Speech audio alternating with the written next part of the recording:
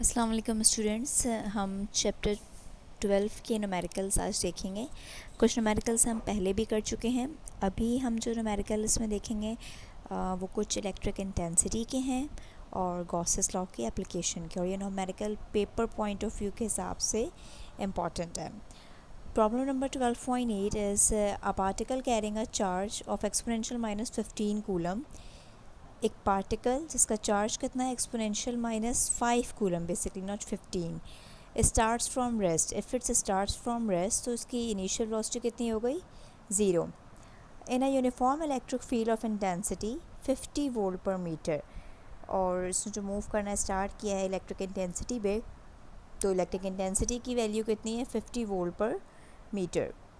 Find a force on a particle and kinetic energy requires when it has moved 1 metre. हमने force find out करनी है इस particle के ऊपर, और जब वो मूव कर रहा है और उसने 1 मीटर का डिस्टेंस एक्वायर किया है, कवर्ड किया है, तो उस वक्त उसकी काइनेटिक एनर्जी कितनी होगी। सोल्यूशन पर आते हैं। इलेक्ट्रिक इंटेंसिटी हमें पता है फोर्स पर यूनिट चार्ज होती है, और हमने यहाँ से फोर्स फाइंड आउट करनी है। तो चार्ज का साइन क्यू है, यहाँ पर डिवाइड हो रहा है, वो वहाँ जाकर मल्टीप्लाई हो जाएगा। तो फोर्स के लिए जो फॉर्मूला बन गया वो हो गया ई क्यू। ई की वैल्यू हमें पता है कि ई की वैल्यू हमें यहाँ पर मतलब गिवन है विच इज़ 50, और क्यू की वैल्यू, चार्ज की वैल्यू भी हमें यहाँ पे गिवन है विच इज़ एक्सपोनेंशियल -5। तो हमने उसकी भी वैल्यू पुट कर दी, इन दोनों को मल्टीप्लाई कराया, तो हमारे पास जो फोर्स का आंसर आया है वो आया है 50 एक्सपोनेंशियल -5 न्यूटन। अब हमसे काइनेटिक एनर्जी पूछी हुई थी। Kinetic energy gained is equals to work done on the charge to move it. हमें पता है कि एनर्जी क्या है, ability to do work, work करने की सलाहियत एनर्जी है। तो वर्क डन जो है वो उतना ही होगा जितनी काइनेटिक एनर्जी गेन्ड हुई होगी, और वर्क डन का फॉर्मूला F.D F.S। फोर्स आपको पता है 50 एक्सपोनेंशियल -5 डी, डिस्टेंस उसने कितना कवर किया था, 1 मीटर, तो यहाँ 1 से मल्टीप्लाई होकर आपकी काइनेटिक एनर्जी भी क्या आ गई, 50 एक्सपोनेंशियल -5 जूल। अब प्रॉब्लम नंबर 12.9, इस टाइप के प्रॉब्लम पेपर में बहुत आए हुए हैं, एंड इज़ इम्पॉर्टेंट। 2012 में भी इस टाइप का न्यूमेरिकल है। A proton of mass 1.67 exponential -27 kg and charge 1.6 exponential -19 coulomb is to be held motionless between two horizontal plates 10 cm apart. Mass of proton and charge of proton आपको given है। कहा गया है कि is to be held motionless between two horizontal plates। दो horizontal plates हैं, समझो ऊपर नीचे दो प्लेट्स हैं, और उन दोनों प्लेट्स के बीच में जो डिस्टेंस है वो कितना है, 10 सेंटीमीटर का है। दो प्लेट्स हैं, एक ऊपर एक नीचे, और उन दोनों के बीच में गैप कितना है, डिस्टेंस कितना है, 10 सेंटीमीटर का है। और हम ये चाह रहे हैं कि इन दोनों प्लेट्स के बीचवीन इस प्रोटॉन को मोशनलेस रखें। मोशनलेस रखने का मतलब क्या है कि वो मूव ना करें, कि अब अगर प्रोटॉन वहाँ है तो वो उन प्लेट्स से ना अट्रैक्ट करे, ना रिपेल करे, और ना ही वो अपने वेट की वजह से डाउनवर्ड आए। तो अब ऐसा हम किस तरीके से कर सकते हैं, हर ऑब्जेक्ट जो है उसका अगर कोई ना कोई मास है तो वो due to gravity, due to its weight, वो लाजमी डाउनवर्ड आएगा। अब अगर हमने उसको रोकना है तो हमें उतनी ही उसको इलेक्ट्रिक फील्ड देनी होगी, चाहे अट्रैक्टिव दें या रिपल्सिव दें, इतनी फील्ड उसको देनी होगी कि जितना उसका वेट, और हम उसको वहाँ पे रोक सकें, होल्ड कर सकें। Find the voltage required to be applied between the plates. अब हमने वो वोल्टेज फाइंड आउट करना है कि वोल्टेज जो है हम कितना दें कि उस प्रोटॉन को हम वहाँ रोके रखें, मोशनलेस रखें। ठीक है, सोल्यूशन क्या है, since the proton is to be held motionless that is an equilibrium, कि अगर प्रोटॉन वहाँ पे मूव नहीं कर रहा है, इसका मतलब प्रोटॉन क्या है, इक्विलिब्रियम में। इक्विलिब्रियम की फर्स्ट कंडीशन क्या है कि किसी भी जब जितनी भी फोर्सेस एक ऑब्जेक्ट पे लग रही हैं तो उन फोर्सेस का सम क्या हो जाए, ज़ीरो हो जाए।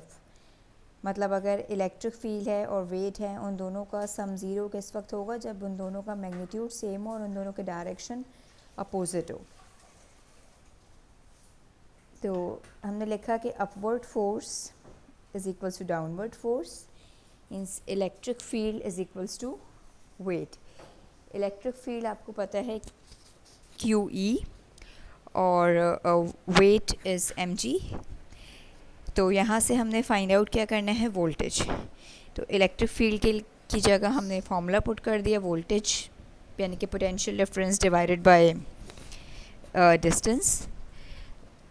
यहाँ हमने V फाइंड आउट करना है, तो D यहाँ पे डिवाइड हो रहा है, वो ऊपर जाके मल्टीप्लाई हो जाएगा, और Q इधर मल्टीप्लाई हो रहा है तो वो नीचे आके यहाँ पर डिवाइड हो जाएगा। अब हम वैल्यूज़ पुट कर देंगे। मास ऑफ प्रोटॉन हमें गिवन था 1.67 एक्सपोनेंशियल माइनस 27, G हमें पता है 9.8, डिस्टेंस 0.1, डिस्टेंस 10 सेंटीमीटर था, उसको हमने कन्वर्ट किया मीटर में 100 से डिवाइड करके, तो वो 0.1 हो गया।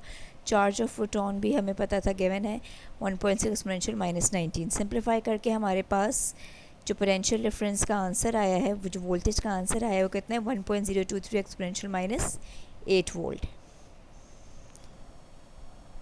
अच्छा, अब 2012 का न्यूमेरिकल, अच्छा यहाँ 2012 लिखा हुआ है, एज इट इज़ ये वैल्यूज़ नहीं, थोड़ा सा डिफरेंट करके इस टाइप का न्यूमेरिकल 2012 में आया था।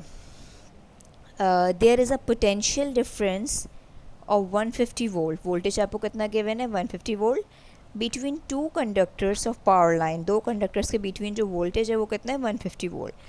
अ charge of 600 coulomb is carried, charge आपको कितना गिवन है 600 coulomb is carried from one conductor to the other, एक कंडक्टर से दूसरे कंडक्टर में जो चार्ज जा रहा है वो कितना जा रहा है 600 कूलम का।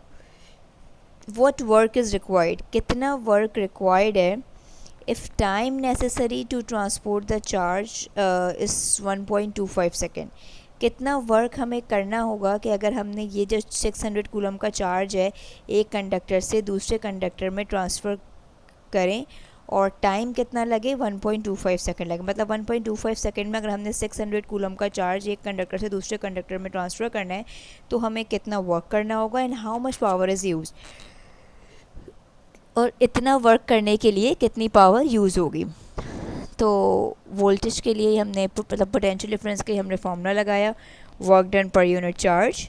हमें यहाँ से वर्क डन फाइंड आउट करना है, तो चार्ज डिवाइड हो रहा था, वहाँ जाके मल्टीप्लाई हो जाएगा। फिर हमने पोटेंशियल डिफरेंस 150 और चार्ज 600 वैल्यू पुट की, हमारे पास वर्क डन आ गया 9 एक्सपोनेंशियल 4। पावर का फॉर्मूला आप लोगों को पता है, it is work done per unit time. Work done की वैल्यू आप फाइंड आउट कर चुके हैं 9 एक्सपोनेंशियल 4, वो आपने लिख दी। टाइम आपको गिवन था 1.25 सेकेंड, वो भी आपने पुट कर दिया। तो पावर का जो आंसर आ गया वो है 7.2 एक्सपोनेंशियल 4 वॉट। पास्ट पेपर का न्यूमेरिकल है जो कि 2013 और 2002 में आया हुआ है, and it is the surface charge density on a vertical metal, surface charge density is sigma, metal plate is 25 exponential minus 6 coulomb per meter square. Find the force experienced by a charge, charge की value आपको given है 2 exponential minus 10 coulomb placed in front close to a sheet। देखिए sheet की बात आ गई ना, मतलब ये गॉसेस लॉ की एप्लीकेशन नंबर 2 है कि वो थिन फाइनाइट शीट, तो उस जो शीट है उसके ऊपर उस जो शीट है उसकी जो डेंसिटी है वो कितनी है 25 एक्सपोनेंशियल माइनस 6 कूलम पर मीटर स्क्वायर। अब उस शीट के करीब एक चार्ज रखा हुआ है और उस चार्ज की वैल्यू कितनी है 2 एक्सपोनेंशियल माइनस 10। फिर सिचुएशन इमेजिन करें कि वो शीट है जिसके ऊपर यूनिफॉर्मली चार्ज डिस्ट्रीब्यूटेड है, और उस चार्ज वो जो शीट है उसकी जो चार्ज डेंसिटी है वो कितनी है 25 एक्सपोनेंशियल माइनस 6। अब उस शीट के करीब एक चार्ज रखा हुआ है जिसकी वैल्यू है 2 एक्सपोनेंशियल माइनस 10 कूलम। अब हमने क्या फाइंड आउट करना है कि उस शीट की वजह से उस चार्ज के ऊपर जो फोर्स लग रही है, मतलब शीट की वजह से वो चार्ज जो फोर्स एक्सपीरियंस कर रहा है वो हमने फाइंड आउट करनी है। तो हमने लिखा कि एप्लीकेशन हम गॉसेस लॉ की यूज़ करेंगे और उसके ज़रिए हम फाइंड आउट कर सकेंगे। फॉर्मूला लिख दिया हमने, E is equal to sigma upon 2 epsilon naught. क्यों हमने E is equal to sigma upon 2 epsilon naught use किया? आपने गॉसेस लॉ की तीनों एप्लीकेशंस पढ़ी हैं। अगर स्फीयर है तो फार्मूला क्या होता है इलेक्ट्रिक इंटेंसिटी का, अगर शीट है तो फार्मूला ये होता है E is equal to sigma upon 2 epsilon naught, और अगर एक पॉजिटिव और एक नेगेटिव शीट है, बीच में चार्ज प्लेस हुआ है, तो उस वक्त जो फार्मूला है वो कौन सा है, E is equal to sigma upon epsilon naught. तो अभी हमारे पास थिन फाइनाइट शीट वाला न्यूमेरिकल है, तो हमने E is equal to sigma upon 2 epsilon naught का फार्मूला यूज़ कर लिया। अब हमने फोर्स फाइंड आउट करनी, तो हमें पता है कि इलेक्ट्रिक फील्ड बेसिकली क्या होती है, फोर्स पर यूनिट चार्ज। तो हमने इलेक्ट्रिक फील्ड की जगह पुट कर दिया force per unit charge, Q divide हो रहा था वहाँ जाके मल्टीप्लाई हो जाएगा। हमने अब सबकी वैल्यू पुट कर दी, क्यू की, सिग्मा की, एप्सिलॉन नॉट की वैल्यू गिवन है, कांस्टेंट है वो नहीं गिवन है, तो आपको याद भी होनी चाहिए, कैलकुलेटर में भी होती है। मल्टीप्लाई सिंप्लीफिकेशन आपने कराई तो आपके पास फोर्स का आंसर आ गया 2.83 एक्सपोनेंशियल -4 न्यूटन। अब 2015, 16 और 9 में जो न्यूमेरिकल आया हुआ है वो इसी टाइप के न्यूमेरिकल्स में से है जो अभी देखे हैं। तो इन न्यूमेरिकल्स को आप लोग ट्राई करें, बहुत आसान है, सेम इसी फार्मूले से हो जाएंगे।